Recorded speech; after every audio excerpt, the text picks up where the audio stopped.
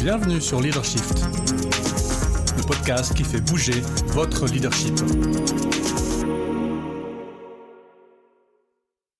Bonjour, c'est la pause estivale. Pour vous accompagner pendant cette période, je vous propose les 4 épisodes dédiés à la sécurité psychologique. De retour le 11 août. À bientôt. Bienvenue sur Leadershift, le podcast qui fait bouger votre leadership. Bonjour, c'est Vincent, bienvenue dans un nouvel épisode de Leadershift. Cette semaine, pas d'histoire. Oh, bah oui, je sais, mais bon, je peux pas vous en inventer une toutes les semaines. Enfin, en trouver une toutes les semaines.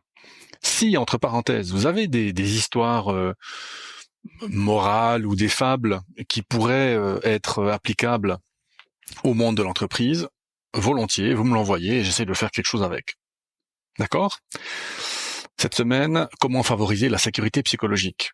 On en a parlé il y a fort longtemps, à l'épisode 48, quand je vous racontais l'odyssée de Google pour trouver le meilleur fonctionnement ou le fonctionnement de la meilleure équipe chez eux, parmi leurs ingénieurs informatiques.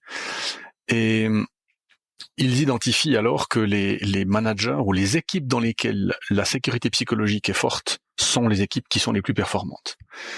Alors on en a aussi évidemment reparlé dans Leadershift, épisode 58, 62, 83, 96, 104, 113. Oui, ça fait beaucoup en faisant la liste, je me suis dit waouh, on en parle souvent parce que c'est un concept fondateur du fonctionnement d'un groupe, bêtement. Alors je pense que par les années passées, on l'a peut-être appelé autrement, mais c'est un processus qui est important. C'est un résultat qui est important, pardon. Alors, je me suis aperçu que à l'épisode 48, j'avais pas vraiment défini ce que c'était, et ni dans les épisodes 58, machin, etc. Donc on va commencer par définir ce qu'est la sécurité psychologique. Deux manières de faire, une manière un peu plus psychologique, interne, et une manière un peu plus sociologique, externe, le groupe. Alors la première, la plus psycho, capacité de se montrer et de s'utiliser soi-même sans craindre les conséquences négatives sur l'image de soi, le statut ou la carrière. C'est une définition de Kahn de 1990, donc il y a une trentaine d'années. Donc on voit que c'est une capacité dans ce cas-là. C'est quelque chose qu'on va faire. Et c'est pas la définition qu'on va utiliser le plus globalement, hein. Mais je trouve qu'elle est intéressante parce que si il y a sécurité psychologique, alors j'ai cette capacité de me montrer et de m'utiliser moi-même. Qu'est-ce que ça veut dire ? Eh bien, de m'exprimer avec qui je suis vraiment, sans avoir crainte de conséquences diverses et variées, néfastes et négatives. Deuxième définition, qui est la définition, je dirais, un peu plus opérationnelle, conviction partagée que l'équipe est sûre pour la prise de risque interpersonnel. Conviction partagée par l'équipe, finalement, que l'équipe est sûre pour la prise de risque interpersonnel. Voilà les deux définitions. Alors d'où est-ce que ça vient ? Alors, utilisé, employé, exploré pour la première fois par des chercheurs en organisation, dont on retrouve notre ami Edgar Schein, et Bennis dans les années 60. Vous voyez que ce concept n'est pas du tout récent. On peut penser, des gens diront un peu les fanboys qui adorent les personnalités dans le monde de la psychologie, des leadership, disent que c'est Amy Edmondson qui a inventé le concept de sécurité psychologique. Pas du tout, je vous donnerai son apport tout à l'heure, mais c'est bien dans les années 60 déjà, et ils définissent la sécurité psychologique comme un phénomène de groupe, on retrouve le côté social, sociologique, qui réduit le risque interpersonnel. C'est-à-dire que la sécurité psychologique réduit l'anxiété d'une personne quant au fait d'être fondamentalement acceptée et valable. Reconnaissons au passage l'importance de la sécurité psychologique par rapport à l'incertitude et au changement. Alors vous voyez, peut-être que c'était aussi moins populaire dans les années 60 que dans les années 2019-2020, parce que la pandémie du Covid nous a montré l'importance de notre rapport à l'incertitude et au changement, justement. Et donc, typiquement, il a été démontré très très clairement que dans les équipes dans lesquelles il y a une bonne sécurité psychologique, eh bien, ces équipes-là ont mieux vécu le confinement et la pandémie que les autres. Donc, années 60, Schein et Bennis Donc, réduction de l'anxiété par rapport au fait d'être quelqu'un de positif dans le groupe. Deming, en 1982, donc Deming, oui, le qualiticien, les pères de la qualité en entreprise, dans ces 14 points pour le management, le point 8, c'est chasser la peur afin que chacun et chacune puisse travailler efficacement, que chacun puisse travailler efficacement pour l'entreprise. Chasser la peur afin que chacun puisse travailler efficacement pour l'entreprise. Donc, une espèce d'injonction de ne pas utiliser la peur comme outil de management. Troisième origine, on l'a vu par Kahn, les années 90, par le biais d'études qualitatives qui ont montré que la sécurité psychologique permet aux gens d'employer ou de s'exprimer physiquement, cognitivement et émotionnellement. Donc on voit que la sécurité psychologique, c'est pas simplement une manière pour les gens d'exprimer une idée, mais aussi un ressenti et une émotion. Et on sait comme les ressentis et les émotions sont les sources d'informations qui sont vitales pour le fonctionnement d'une entreprise, d'un groupe. Ensuite, dans les années 90, aussi émergence de paradigmes de gestion plutôt progressiste par rapport dans le monde de la production en particulier, par rapport à un mode de gestion tayloriste du début du XXe siècle. On parlera de culture de la sécurité, le fameux système de production Toyota, le Toyota Production System, TPS, qui a introduit même une représentation physique de la sécurité psychologique, la fameuse Andon Cord. Donc Andon, c'est un mot en japonais qui donne explicitement aux employés la possibilité de soulever des problèmes ou des préoccupations. Il y a même des histoires qui circulent où des consultants qui voient une entreprise de production complètement dysfonctionnée et qui disent il faut absolument changer ça. Il faut que les employés puissent eux-mêmes finalement donner leur avis sur comment se produit la production, comment se passe la production. Et donc ils installent des cordes verticales que les employés peuvent tirer pour soit alerter, soit même dans les cas plus concrets, carrément arrêter la chaîne de production. Donc, on raconte qu'il y a des entreprises dans lesquelles ça a été fait, évidemment, personne ne tirait sur la corde. La qualité n'augmentait pas, et en fait, c'est le consultant qui tire sur la corde une première fois et qui demande à l'employé pourquoi est-ce qu'il l'a pas fait, et le collaborateur ou la collaboratrice sur une chaîne de production de voitures, typiquement Toyota, qui dit mais j'ai peur de me faire virer. Et donc ce premier arrêt fait que la semaine suivante, je crois qu'il n'y a pas une voiture qui sorte parce que les employés sont devant la chaîne de montage et voient très bien ce qui se passe mal et donc tirent la corde à tout bout de champ. Alors évidemment, problème de production, mais à relativement court terme ou à moyen terme, une augmentation faramineuse de la qualité.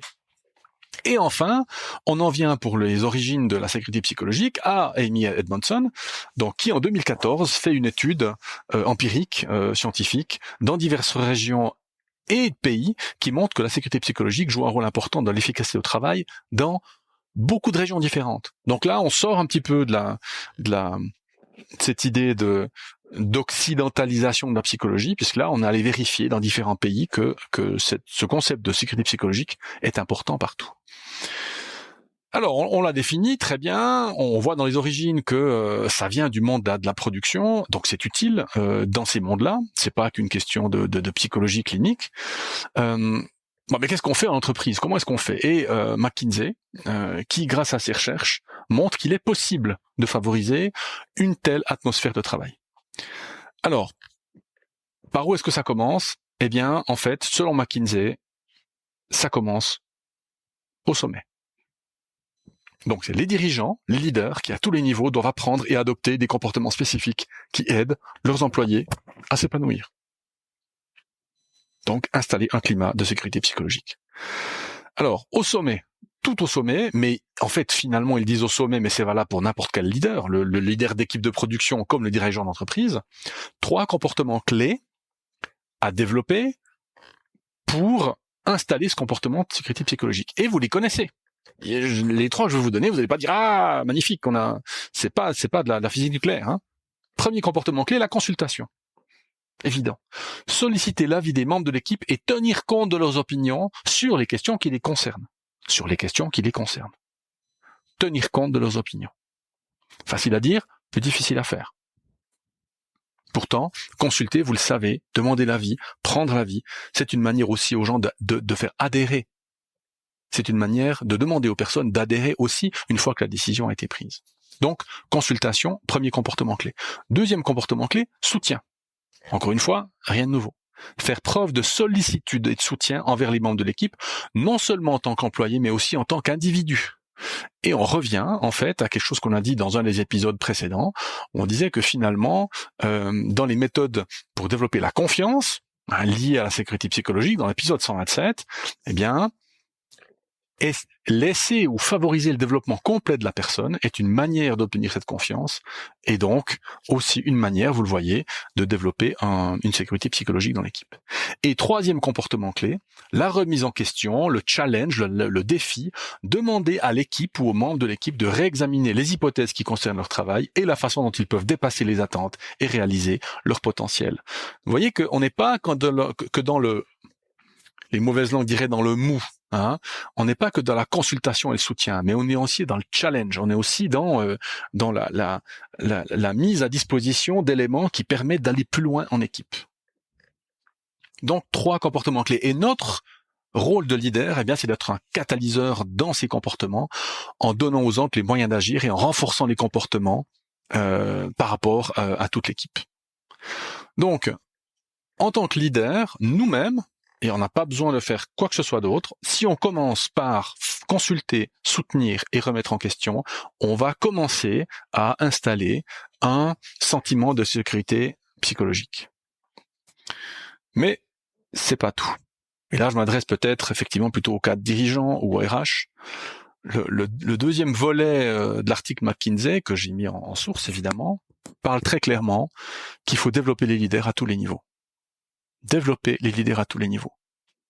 Et donc, il montre dans leur recherche que les organisations qui investissent dans le développement de leadership sont plus susceptibles d'observer des comportements de leaders qui favorisent la sécurité psychologique. C'est pas plus compliqué que ça. D'ailleurs, les employés qui déclarent que leur organisation investit dans le leadership sont plus susceptibles de signaler que les chefs d'équipe font souvent preuve de comportements consultatifs, de comportements de soutien et de comportements de remise en question. Donc l'un est corrélé à l'autre. Il n'y a pas causalité, mais il y a corrélation. Et on a plus de chances d'obtenir une sécurité psychologique en ayant ces 3 comportements clés qu'en faisant autre chose.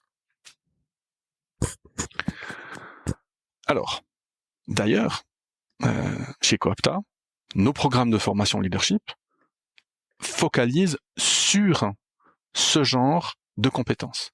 Et nous sommes en train de revoir notre offre en formation leadership pour pouvoir nous focaliser justement sur ces compétences clés, sur ces comportements clés. Alors, comment concrètement faire dans ces programmes de développement de leadership ? Eh bien, McKinsey dit il faut pas passer trop de temps à développer 53 outils différents avec des techniques et des théories différentes. Ils disent en fait il faut se concentrer sur une poignée de compétences spécifiques. Alors, ils en citent 2 auxquels on va peut-être en ajouter une ou 2 qui seront des compétences des nôtres, celles que nous avons décidé de développer dans nos programmes de leadership. La conscience de soi, le premier. La capacité à apprendre, la deuxième. Mais ils en ajoutent 2 que je trouve intéressantes. Le premier, c'est cette idée de parrainage, ça veut dire d'apprendre aux leaders à permettre la réussite des autres avant la leur. Intéressant, hein ? Et deuxième compétence McKinsey, l'humilité situationnelle. Et cette humilité situationnelle, permet de développer un état d'esprit de croissance personnelle qui mène en fait à notre deuxième compétence à nous, Coapta, qui est l'envie d'apprendre, la passion d'apprendre. Alors, du coup, vous voyez que de développer ces 2 capacités, permettre la réussite des autres avant la sienne et développer un état de croissance personnelle, c'est un travail personnel. Donc les programmes de leadership doivent comporter une dimension de réflexion personnelle. Absolument, c'est nécessaire. Alors comment faire concrètement ? Eh bien, aller au-delà des formations ponctuelles et puis développer le leadership à grande échelle.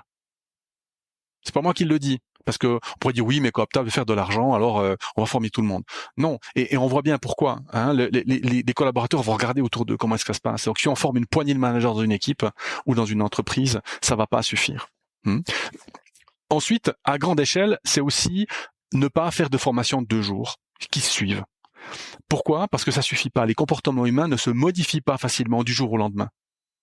D'accord ? Le changement de comportement de leadership, surtout dans un système complexe comme une entreprise, au niveau de l'individu, de l'équipe, commence par la définition d'une stratégie claire, alignée sur l'aspiration générale de l'organisation et d'un ensemble complet de capacités nécessaires pour y parvenir. Donc, si vous êtes une entreprise, vous voulez mettre sur pied un développement de leadership, il faut avant avoir une aspiration de l'entreprise, le purpose, on dirait, la raison d'être, l'aspiration de l'entreprise, une stratégie claire, et ensuite on peut dire, voilà, en fonction de ça, il y aura des compétences de base, qui sont celles qu'on a indiquées, plus quelques compétences particulières à l'entreprise. Il faut investir dans des expériences de développement émotionnel et sensoriel. On peut pas juste asseoir les gens dans une salle de classe et puis leur balancer du PowerPoint pendant 2 jours. C'est pas possible. On doit absolument faire bouger, vivre les gens. Et donc, parce que les personnes se souviennent beaucoup plus clairement et plus longtemps des expériences immersives et engageantes. Ça on le sait. Ça, c'est clair. Donc, les programmes d'apprentissage doivent inciter les leaders à s'engager, à modifier leurs croyances, à bouger leurs hypothèses, leurs émotions, afin de provoquer des changements de mentalité qui sont durables.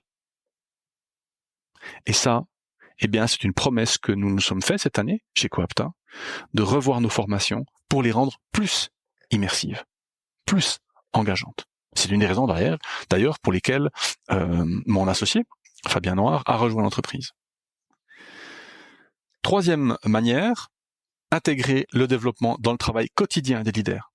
Donc les parcours d'apprentissage les plus réussis tiennent compte de la richesse de l'apprentissage qui se produit dans le travail quotidien. Donc essayez les rappels quotidiens, les rappels ciblés par mail ou par newsletter ou je ne sais par quel moyen, on pourrait imaginer une app aussi, qui pourrait aider les personnes qui sont en formation à surmonter les obstacles, à dire ah oui, il faut pas que j'oublie de, ah oui tiens aujourd'hui est-ce que j'ai fait mon truc, est-ce que j'ai pas fait mon truc. Donc quelque chose qui, je dirais en dehors de la salle de classe, en dehors de l'espace de formation, leur rappelle leur promesse à eux-mêmes de travailler mieux leur capacité de leadership.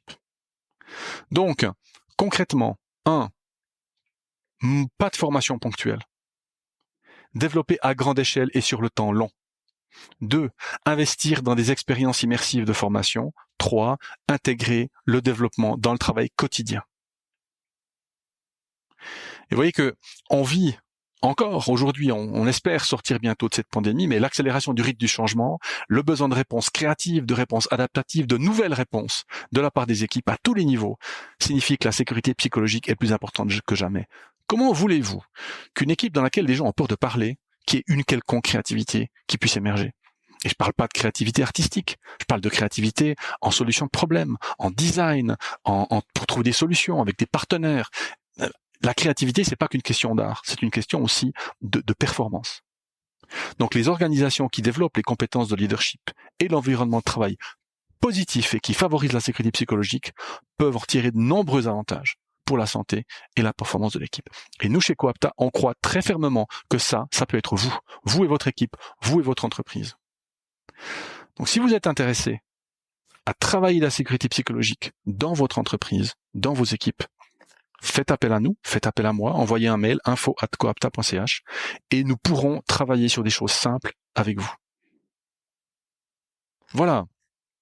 Avant la fin de cet épisode, souvenez-vous, vous pouvez écouter tous ces épisodes sur Spotify, sur Apple Podcast, sur Google Podcast. Allez dans le moteur de recherche de cette application, tapez Leadershift ou Vincent Musolino, abonnez-vous et on sera ensemble toutes les semaines. C'est pas génial ça? Du coup, à la semaine prochaine. Ciao.